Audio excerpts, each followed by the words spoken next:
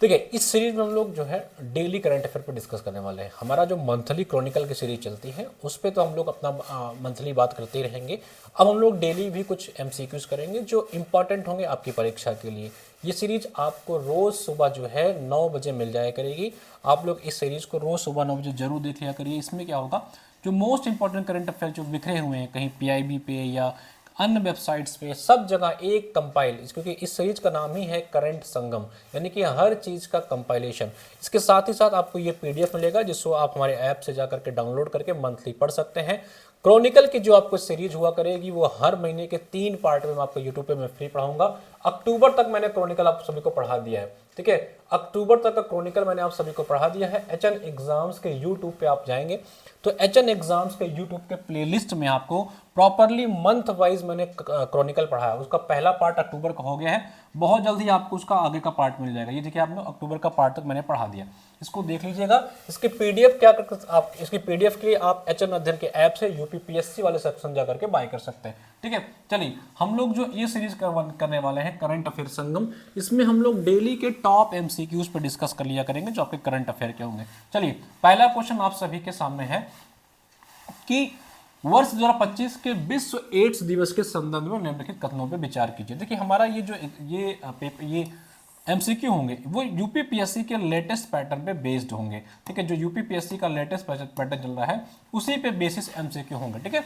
चलिए पहला क्वेश्चन जो आपके सामने है वो ये है कि वर्ष 2025 के विश्व एड्स दिवस के संदर्भ में निम्नलिखित कथनों पे विचार कीजिए, ठीक है। Consider the following statement regarding World AIDS Day 2025। पहला ऑप्शन है कि विश्व एड्स दिवस हर वर्ष 1 दिसंबर को मनाया जाता है, ठीक है। दूसरा ऑप्शन आपके इसका जो थीम है वो है overcoming disruption and transforming the AIDS response. Option आपके सामने है, केवल एक सही है, केवल 2 सही है, 1 और 2 दोनों सही है, ना तो 1 सही है ना तो 2 सही। देखिए अब जो परीक्षा का ट्रेंड है, अब इस ट्रेंड से ही आपके परीक्षा में जो है एमसीक्यूज या यूँ कहिए कि करंट अफेयर आएंगे। डायरेक्ट करंट अफेयर आपको हो सकता है कम देखने को मिले क्योंकि नया ट्रेंड आ गया भाई। इस तरीके से आपको प्रश्न मिलेंगे तो आपके सामने ये प्रश्न है, इसका सही जवाब देने का प्रयास करिए, ठीक है। चलिए हम लोग इसका एक्सप्लेनेशन देखते हैं। इसका जो सही जवाब है वो है 1 और 2 दोनों। चलिए एक्सप्लेनेशन देख लीजिए क्या है। देखिए वर्ल्ड एड्स जो दिवस है भैया वो हर साल 1 दिसंबर को मनाया जाता है, यानी कि ऑप्शन ए आपका जो है वो करेक्ट है। अब इसके बारे में समझिए कि 1988 में डब्ल्यूएचओ तथा यूएन एड्स ने इसको मिलकर के शुरू किया था। यानी कि अगर पूछे कि भैया ये जो डे है आपका, इसको शुरू कब किया गया था, तो इसको जो शुरू किया गया था वो 1988 में किया था। किसने किया था? डब्ल्यूएचओ और यूएन एड्स ने। इसका ऑब्जेक्टिव क्या था? एचआईवी एड्स पर जो है जागरूकता फैलाना, यानी कि लोगों में अवेयरनेस लाना एचआईवी के बारे में, इसकी रोकथाम करना, इसका प्रिवेंशन करना और इसका एलिमिनेशन करना, ठीक है। इसकी जो थीम है, इसकी जो थीम सबसे इंपॉर्टेंट है, जो आपका ऑप्शन बी था वो क्या है? थीम था the theme for the World's AIDS Day in 2025 is overcoming disruption transforming the AIDS response. यानी कि जो आपका ऑप्शन था बिल्कुल करेक्ट था। इस हिसाब से आपका जो करेक्ट ऑप्शन था ऑप्शन थी, यानी कि ए और बी दोनों ऑप्शन आपके सही थे, ठीक है। चलिए अगला क्वेश्चन हम लोग देखते हैं, थोड़ा और इसके बारे में समझ लीजिए। इसका जो आपका सिंबल होता है वो रेड रिबन होता है एचआईवी एड्स का। कभी कभी आप लोग देखते होंगे जब किसी किसी स्पोर्ट्स में या कहीं कहीं लोग जो है जब इसका सिंबल लगाते हैं तो आप इस पे देखेंगे लोग रेड कलर का रिबन बांध लेते हैं। डब्ल्यूएचओ के बारे में समझिए, इसका फुल फॉर्म है world health organisation.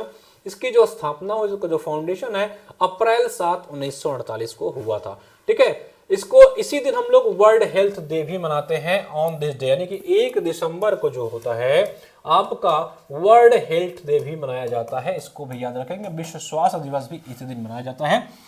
It is the health agency of the United nation, यानी कि जो डब्ल्यूएचओ है वो यूनाइटेड नेशन की यूएन की हेल्थ एजेंसी है। तो हमने यूएन डब्ल्यूएचओ के बारे में और एड्स के बारे में कंप्लीट जो है डिटेल समझ लिया। चलिए अगला देखते हैं। अगला जो सवाल आपके सामने है वो है on which date the Rajasthan education department first declare Shaurya Diwas. देखिए अभी हाल ही में क्या हुआ है कि राजस्थान का जो एजुकेशन डिपार्टमेंट है उसने शौर्य दिवस मनाने की घोषणा करी है। अब इसके बारे में आप सभी के सामने है, तो आप बताइए। आपके परीक्षा में जरूरी नहीं कि ऐसे ऑप्शन है, आपके परीक्षा में हो सकता है ये पूछ ले कि हाल ही में शौर्य दिवस जो है किस स्टेट ने मनाने की घोषणा करी है, या ये पूछ ले कि हाल ही में राजस्थान सरकार ने सौर दिवस निम्नलिखित में से किस उद्देश्य के लिए मनाने की घोषणा करी थी। तो एग्जाम में इसी के आसपास, इसी के इर्द गिर्द आपसे सवाल पूछेगा। हो सकता है आपसे एग्जाम में डायरेक्ट सवाल पूछ ले, या हो सकता है आपसे एग्जाम इनडायरेक्ट सवाल पूछ ले। तो आपको इन ऑप्शंस में जो है क्वेश्चन में देखना है। तो देखिए इसका जो सही जवाब है उसको हम लोग एक्सप्लेनेशन के साथ देखेंगे। ऑप्शन है आपके 5 दिसंबर, 6 दिसंबर, 25 दिसंबर या 31 दिसंबर। तो ऑप्शन बताइए सही जवाब। ठीक है, चलिए इसका जो सही जवाब है वो है ऑप्शन सी 25 दिसंबर। इसके बारे में हम थोड़ा सा एक्सप्लेनेशन पढ़ते हैं। देखिए हुआ क्या समझिए, राजस्थान के शिक्षा विभाग ने जो आपका एजुकेशन डिपार्टमेंट है राजस्थान के, उसने आदेश दिया कि हम लोग 6 दिसंबर को, जिस दिन बाबरी मस्जिद का डिमोलिशन हो, जिस दिन बाबरी मस्जिद को गिराया गया था, उसी के सालगिरह में स्कूलों में शौर्य दिवस मनाया जाएगा। ठीक है, तो इस पे भैया क्या बड़ी कंट्रोवर्सी हुई, और इस आदेश के 12 घंटे के भीतर ही इसको वापस ले लिया गया। जो इन्होंने मनाया था, बताया था कि हम सौर दिवस मनाएंगे बाबरी मस्जिद के डिमोलेशन में, उसके उपलक्ष्य में, बाद में इसको वापस ले लिया कि कोई कंट्रोवर्सी हुई। इस प्रकार से इसका जो सही जवाब है वो है ऑप्शन सी। तो ये क्वेश्चन जो है आपके परीक्षा में आ सकता है। चलिए अगला देखते हैं। हॉर्नबिल फेस्टिवल, दिसंबर महीने में ये फेस्टिवल मनाया जाता है, इसके बारे में आपका करंट अफेयर है, बताइए। ऑप्शन है सवाल है आपका, consider the following statement regarding the hornbill festival. Hornbill festival जो है उसके बारे में सही जवाब को बताना है।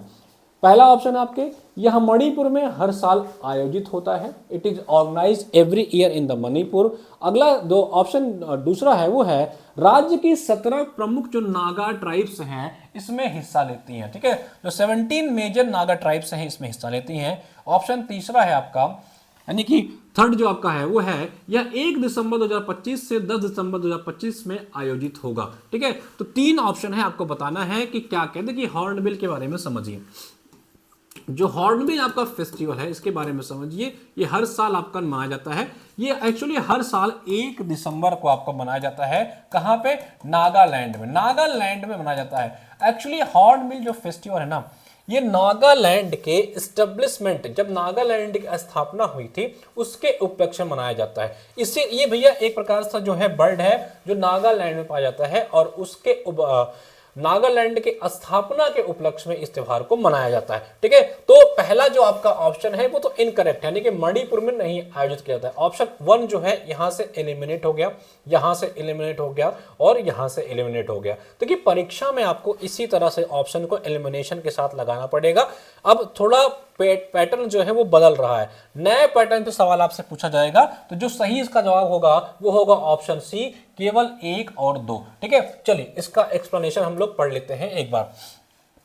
जो सही जवाब है इसका ऑप्शन सी 1 और 2। हॉर्नबिल फेस्टिवल के बारे में समझ लीजिए एक बार से, पूरी तरह से पूरा डिटेल समझ लीजिए। पहला चीज तो ये फेस्टिवल जो है वो नागालैंड में हर साल मनाया जाता है। दूसरा, ये 1 दिसंबर से लेकर के 10 दिसंबर के बीच में मनाया जाएगा। ठीक है, और इसकी जो वेन्यू है कहां पे होगा? किसामा हेरिटेज जो विलेज है कोहिमा में, वहां पे इसको मनाया जा रहा है। इसका जो सब टाइटल था, इसे बोलते हैं फेस्टिवल ऑफ फेस्टिवल, त्योहारों का त्योहार इसको बोलते हैं, इसको याद रखेंगे। ठीक है, इसमें जो नागा जो आपके वहां के ट्राइब्स हैं, जो वहां की प्रमुख ट्राइब है, 7 जो वहां की 17 प्रमुख ट्राइब्स हैं, सारी की सारी ट्राइब जो हैं उसमें हिस्सा लेती हैं। अब आपको कमेंट बताना है कि नागालैंड की स्थापना जो है वो किस वर्ष में हुई थी। ठीक है, चलिए अगला सवाल आपके सामने है, चौथा क्वेश्चन, वो है world summit on disaster management के बारे में। ठीक है, हाल ही में वर्ल्ड समिट ऑन डिजास्टर जो मैनेजमेंट है is being held in which Indian city. World summit on disaster management पूछ रहा है कि इसका जो सम्मेलन हुआ है भारत के किस शहर में हुआ। आपके सामने ऑप्शन है दिल्ली, देहरादून, मुंबई या कोलकाता। 4 ऑप्शन है, चारों ऑप्शंस में आपको सही विकल्प चुनना है। देखिए जो world summit on disaster management है वह इसके बारे में समझिए।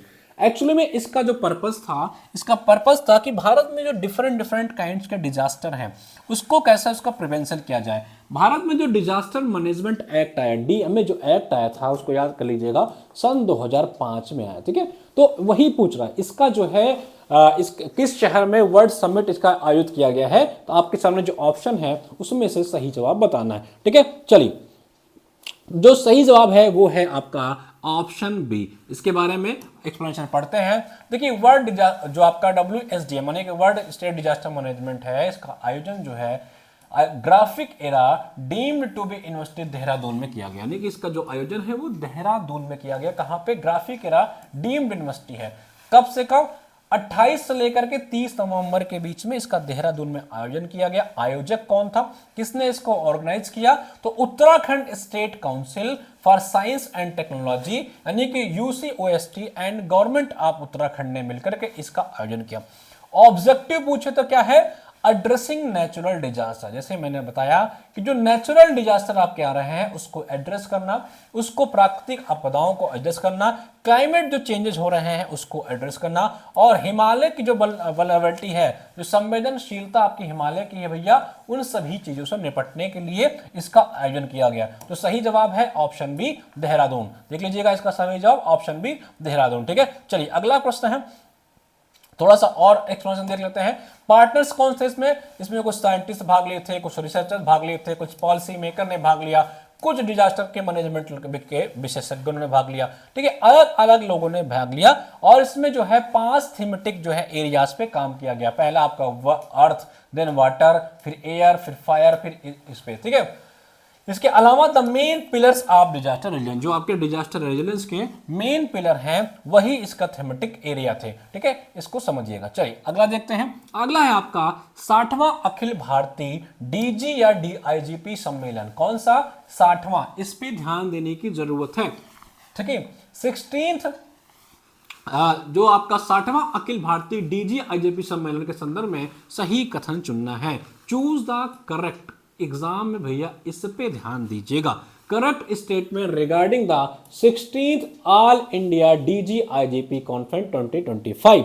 आपका जो ऑप्शन है, रायपुर शहर को हाई सिक्योरिटी जोन घोषित किया गया। नहीं, रायपुर जो शहर है उसे हाई सिक्योरिटी जोन जो है डिक्लेयर किया गया। दूसरा है सम्मेलन का उद्घाटन प्रधानमंत्री नरेंद्र मोदी ने IIM रायपुर में किया। ऑप्शन आपके सामने है, ए और दोनों। दूसरा ऑप्शन है बी केवल ए, सी ऑप्शन है केवल 2, या डी ऑप्शन है ना तो 1 और ना ही 2, नाइदर 1 नाइदर 2। ठीक है, चलिए देखते हैं इसका क्या सही जवाब है। देखिए जो इसका सही जवाब है वो है ऑप्शन बी, यानी कि केवल 1। समझिए इसके बारे में एक्सप्लेनेशन। देखिए ये जो कॉन्फ्रेंस था IIM रायपुर में आयोजित किया गया, जो नया रायपुर है वहां पे आयोजित किया गया है। ठीक है, ये जवाब का सही है। इसकी जो डेट है वो 28 से 30 नवंबर के बीच में होती है। लगभग 3 दिन ये सम्मेलन चलता है। इसकी जो थीम थी वो थी विकसित भारत सिक्योरिटी डायमेंशन, यानी कि विकसित भारत सुरक्षा के आयाम। उद्घाटन जो इसका इनॉग्रेशन है भैया वो मोदी जी नहीं करके अमित शाह जी करते हैं। ठीक है, जो आपके यूनियन होम मिनिस्टर हैं, इन्होंने इसका उद्घाटन किया। यानी कि जो आपका ऑप्शन बी है वो इनकरेक्ट है। वहां लिखा था मोदी जी, लेकिन इसका उद्घाटन अमित शाह जी करते हैं। तो परीक्षा में इन छोटे छोटे चीजों का ध्यान रखिएगा कि भैया एडिशन कौन सा है, किसने इसका इनॉग्रेशन किया, वेन्यू कहां थी, इन सभी चीजों पे एग्जामिनर जो है क्वेश्चन बना करके आपको फंसाता है। ठीक है, चलिए थोड़ा सा और आगे पढ़ते हैं इसके बारे में। इसमें नरेंद्र मोदी शामिल हुए थे। ठीक है, मोदी जी जो थे इसमें शामिल हुए थे, जिन्होंने इसको एड्रेस भी किया था। इसमें एड्रेस भी किया था और जो आगे के सेशंस होंगे उसमें भाग भी लेंगे, लेकिन इन्होंने इसका उद्घाटन नहीं किया। इसका उद्घाटन जो है अमित शाह जी ने किया था। ठीक है, रायपुर को जो आपका रायपुर था उसे जो है हार्ड सिक्योरिटी जोन के रूप में भी घोषित किया गया। The Raipur city has been declared containmental zone of. ठीक है, इसको याद रखेंगे, यानी कि ऑप्शन 1 जो था वो आपका सही था। अगला है आपका सारस आजीविका फूड फेस्टिवल मेला। कौन सा? सारस आजीविका फूड फेस्टिवल मेला 2025 का आयोजन किस मंत्रालय द्वारा किया? देखिए आजकल की जो परीक्षा की डिमांड है भाई, उसमें मंत्रालय पे क्वेश्चन बहुत बनाया जाता है। मंत्रालय पे क्वेश्चन बहुत बनाए जा रहे हैं, इसको समझने का प्रयास करिएगा। 25 यूपी पीछे 25 अभी इस पे एक क्वेश्चन आया था। तो क्या ऑप्शन है आपका? गृह मंत्रालय, ग्रामीण विकास मंत्रालय, वाणिज्य मंत्रालय या सूचना एवं प्रसारण मंत्रालय। 4 ऑप्शन है, आपको सही जवाब देना है 3 सेकंड में। सारस आजीविका फूड फेस्टिवल का आयोजन किस मंत्रालय द्वारा किया गया? चलिए एक्सप्लेनेशन इसका देखते हैं। ठीक है, इसका जो सही जवाब है ऑप्शन बी, यानी कि आपका मिनिस्ट्री ऑफ रूरल डेवलपमेंट। समझिए ये जो आपका फेस्टिवल था भैया, इसका जो फेस्टिवल था organise by Ministry of Rural Development, यानी कि सही जो ऑप्शन है वो है ऑप्शन बी। ठीक है, it aims to provide economic opportunities to rural self government, यानी कि जो सेल्फ हेल्पिंग ग्रुप्स है ना उनको इकोनॉमिक अपॉर्चुनिटी प्रदान करना, ताकि वो भैया पैसा वैसा कमा सके, वहां के लोग जो ग्रामीण क्षेत्र से जुड़े लोग हैं वो अलग अलग तरीके से अपना अर्निंग कर सके और इकोनॉमिक आर्थिक अवसर उनको मिल सके। इसका आयोजन जो है कहां पे किया गया, तो आपका सुंदर नर्सरी आपका जो नई दिल्ली में है वहां पे इसका आयोजन किया गया है। 1 दिसंबर से लेकर के 9 दिसंबर के बीच में इसका आयोजन किया जाएगा। ठीक है, तो अभी ये मेला चल रहा है जब हम लोग पढ़ रहे थे। अगला है आपका नवयुग खादी फैशन शो। कौन सा? नवयुग खादी फैशन शो 2025 का आयोजन किस मंत्रालय या किस आयोग द्वारा किया गया है? ठीक है, ऑप्शन आपका मिनिस्ट्री ऑफ टेक्सटाइल, खादी एवं ग्रामोद्योग विभाग, या आपका एमएसएमई मिनिस्ट्री ऑफ एमएसएमई, और या आपका directorate of handloom and textile. Navyug Khadi festival. ठीक है, जैसा कि आपके नाम से ही समझ में आ रहा है भैया कि ये जो खादी फेस्टिवल था, ये जो खादी महोत्सव था, ये किसके द्वारा आयोजित किया जाएगा? आपका खादी एवं विलेज डिपार्टमेंट। ठीक है, चलिए इसका जो सही जवाब है वो है ऑप्शन बी। आगे देखते हैं। ठीक है, आज इसके बारे में थोड़ा पढ़ते हैं। इसका आयोजन कहां होता है? यह आपके दिल्ली के प्रगति मैदान में इसका आयोजन किया जाता है। ठीक है, प्रगति मैदान जो है नेशनल लेवल पे इसका आयोजन किया गया। उद्देश्य क्या था? खादी को राष्ट्रीय फैशन ब्रांड बनाना, ताकि भैया जो हम विदेशी कपड़े पहन रहे हैं उसकी जगह पे खादी के कपड़ों को प्रमोट किया जा सके, उसको लिए इसको आयोजन किया गया है। खादी पुनर्सुधार, यानी खादियों जो खादी वस्त्र है उस पे उसको रिफॉर्म किया जा सके। नई नई जो टेक्नोलॉजी है, नए नई जो चीजें हैं उसके अकॉर्डिंग खादी को इंप्रूव किया जा सके। आत्मनिर्भरता बनाना, स्वदेशी एवं स्वनिर्मित उत्पादों को बढ़ावा देना। जब आप लोग इतिहास पढ़ते होंगे, हिस्ट्री जब पढ़ते होंगे, हिस्ट्री के बारे में आपको पता है कि जब स्वदेशी आंदोलन होता है 1905 के समय, 1905 के समय जब स्वदेशी आंदोलन होता है हिस्ट्री में, तब भी उसमें खादी को बहुत तगड़े से प्रमोट किया जाता है। फिर जब महात्मा गांधी आते हैं आंदोलन में, इंडियन नेशनल मूवमेंट में, तो वो भी खादी के वस्त्रों पे जोर देते हैं। और वही का जो सरकार है, अब जो गवर्नमेंट है, वो खादी को पुनः फिर से जो है प्रमोट करने का प्रयास कर रही है। चलिए अगला सवाल है आपके सामने, आईएनएस नीलगिरी किस प्रकार की युद्धपोत है और इसे किस प्रोजेक्ट के तहत विकसित किया जा रहा है? INS Nilgiri what type of warships and under which project it's developed? Important है। ऑप्शन है आपका स्टेट डिजास्टर प्रोजेक्ट, दूसरा है आपका guided missile frigate project, guided missile frigate project, या एंटी सबमरीन कार्वेट प्रोजेक्ट 28, या परमाणु पनडुब्बी प्रोजेक्ट, न्यूक्लियर सबमरीन प्रोजेक्ट 75। ठीक है, आपके सामने है क्वेश्चन कि आईएनएस नीलगिरी जो है विच टाइप ऑफ वॉरशिप। सही जवाब देने का प्रयास करिए। ठीक है भाई, चलिए जो इसका सही जवाब है ऑप्शन बी। देखिए आईएनएस जो आपका नीलगिरी है वो भारत का प्रोजेक्ट 17A के तहत क्लास गाइडेड मिसाइल है, स्टील फ्रेगेट है, इसको याद रखेंगे। इसे कौन विकसित किया है? इसे जो विकसित किया है वो आपका मजगांव डॉक शिपयार्ड जो बिल्डिंग है उसने, यानी कि एमडीआर मुंबई ने इसको जो है डेवलप किया है। या भारतीय नौसेना के आधुनिक युद्धपोतों में से एक है, इसको याद रखेंगे। इंडियन नेवी की ये मॉडर्न वॉरशिप के जो है उसमें से एक है। कौन इसको बनाया है? प्रोजेक्ट 17A के तहत गाइडेड मिसाइल है। गाइडेड मिसाइल आपका स्टील फ्रेगेट है, इसको याद रखेंगे, इंपॉर्टेंट क्वेश्चन है। और प्रोजेक्ट 17A के तहत मजगांव डॉक शिपयार्ड लिमिटेड जो महाराष्ट्र का मुंबई में है उसके द्वारा इसको विकसित किया जा रहा है। ठीक है, बाकियों के बारे में समझ लीजिए। शिवालिक क्लास जो है वो आपका प्रोजेक्ट 17 है, इसकी जो लेंथ है 149 मीटर है, डिस्प्लेसमेंट 67 टन है। आईएनएस नीलगिरी का नाम भारतीय नौसेना के पहले नीलगिरी क्लास फ्रिगेट 1972 के सम्मान में रखा गया है। ठीक है, इसको याद कर लीजिएगा। चलिए अगला क्वेश्चन देखते हैं। ठीक है, भारत ने MH-60R सी हॉक हेलीकॉप्टर सस्टेनमेंट के लिए किस देश के साथ समझौता किया है? India sign an agreement with which country for MH-60R? इसको याद रखेंगे, सी हॉक हेलीकॉप्टर सस्टेनमेंट। बताइए, ऑप्शन आपके सामने है, रशिया, यूएस, फ्रांस या इजराइल। कौन सा आपका है? MH-60R सी हॉक। कौन सा? सी हॉक। इंपॉर्टेंट भैया, बताइएगा। ठीक है, चलिए देखते हैं इसके बारे में। देखिए जो आपका MS-60R है, इसका जो सही जवाब होगा ऑप्शन में। भारत ने इसे यूएसए के साथ जो है MS-60R सी हॉक को 5 वर्षीय जो है, एक 5 साल का जो है हस्ताक्षर पे साइन किया है। एक प्रकार से क्या है ये, एक प्रकार से जो ये आपका सी हॉक है ये समुद्री हेलीकॉप्टर है, एक मरीन जो है, एक मैरीटाइम हेलीकॉप्टर है। किससे लिया गया है, आपके यूएस से भारत का 5 इयर्स का एग्रीमेंट हुआ है। क्यों, इसका ऑब्जेक्टिव पूछे क्या है, इनहेंस नेवी मैरीटाइम कैपेबिलिटी, जो आपकी नेवी है उसकी समुद्री कैपेबिलिटी को बढ़ाना, उसकी समुद्री क्षमता को बढ़ाना, इसके लिए आपका नेवी के साथ और यूएस की नेवी के साथ एक समझौता हुआ है 5 सालों का MS-60R सी हॉक हेलीकॉप्टर के लिए। चलिए, भारत ने 2025 के जूनियर हॉकी वर्ल्ड कप में ओमान को कितने रन से हराया? ठीक है, ऑप्शन है 15-0, 16-0, 17-0, 18-0। देखिए, आपके परीक्षा में डायरेक्ट हूबहू क्वेश्चन नहीं आएगा, पूछ सकता है जूनियर हॉकी वर्ल्ड कप जो है भारत की रैंक क्या रही या कहां पे आयोजित हुआ है। तो ये कंप्लीट एमसीक्यू के माध्यम से हम इसका कंप्लीट डायमेंशन देख लेंगे। ठीक है, चलिए, तो क्वेश्चन आपका, by what margin did India defeated Oman in the junior hockey world cup 2025? ठीक है, चलिए, जो ऑप्शन है आपका वो है ऑप्शन सी 17-0। अब समझिए, जो आपका मैच था ना, ये 29 नवंबर को आयोजित हुआ था। आपका ये मैच जो है 2005 भारत में चेन्नई और मदुरई, क्योंकि भारत में आयोजित हुआ है इसलिए ये इंपॉर्टेंट है। यानी कि जो जूनियर हॉकी कप है, जूनियर हॉकी कप है आपका, ये आपका कहां हुआ है वर्ल्ड कप, ये भारत के चेन्नई और मदुरई में आयोजित किया गया है। ठीक है, कब से कब, 28 नवंबर से 10 दिसंबर के बीच में इसका आयोजन किया जा रहा है। तो आपके लिए ये इंपॉर्टेंट है। अब जब 10 दिसंबर के बाद इसका आयोजन एंड हो जाएगा तो इसके बारे में और जानकारी लेंगे।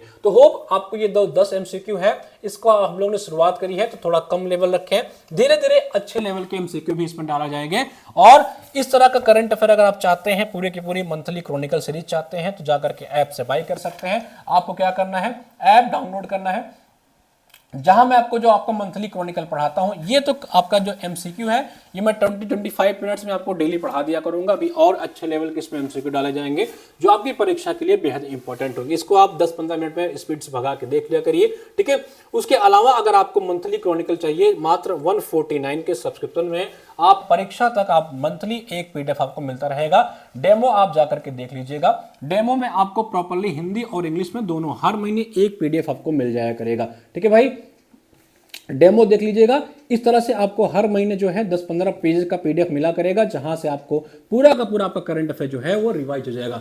हिंदी में भी होगा, इंग्लिश में होगा। आपको उसके लिए एचएन अध्ययन ऐप डाउनलोड करना है, उसके आप यूपीपीएससी वाले सेक्शन में चले जाइएगा। ठीक है, एचएन अध्ययन के ऐप पे डाल करके यूपीपीएससी वाले सेक्शन में चले जाएंगे तो वहां आपको 2 बैचेस मिलेंगे। एक तो हमारा करंट अफेयर मिलेगा, आप इसको बाय कर सकते हैं, दूसरा आपको पीवाईक्यू मिलेगा, और एक इन दोनों का कॉम्बो में। इसके जब क्लिक करिएगा यहां से स्किप कर लीजिएगा, इसको जब कूपन अप्लाई करेंगे 149 में आपकी परीक्षा तक ये मिलता रहेगा। ठीक है भाई, इसके अलावा अगर आपको पीवाईक्यू का बैच चाहिए, क्योंकि आपको पता है कि आपकी परीक्षा के लिए पीवाईक्यू बेहद इंपॉर्टेंट है, तो हमारा ये पीवाईक्यू का बैच भी ले सकते हैं। बाकी इन दोनों का कॉम्बो भी है, मात्र 299 रुपीज में आपको करंट और इसका दोनों कॉम्बो मिल जाएगा, जहां आपको करंट भी मिलेगा, पीवाईक्यू भी मिलेगा। 1 वर्ष तक ये बैच आपके पास रहेगा। ठीक है भाई, 1 साल तक ये बैच आपके पास रहेगा। कोड लगा लेंगे तो 299 में आपको पीवाईक्यू और करंट दोनों मिल जाएगा। ठीक है, बाकी मिलते हैं कल की करंट अफेयर के साथ, और जो अपनी मंथली सीरीज है वो चलती रहेगी।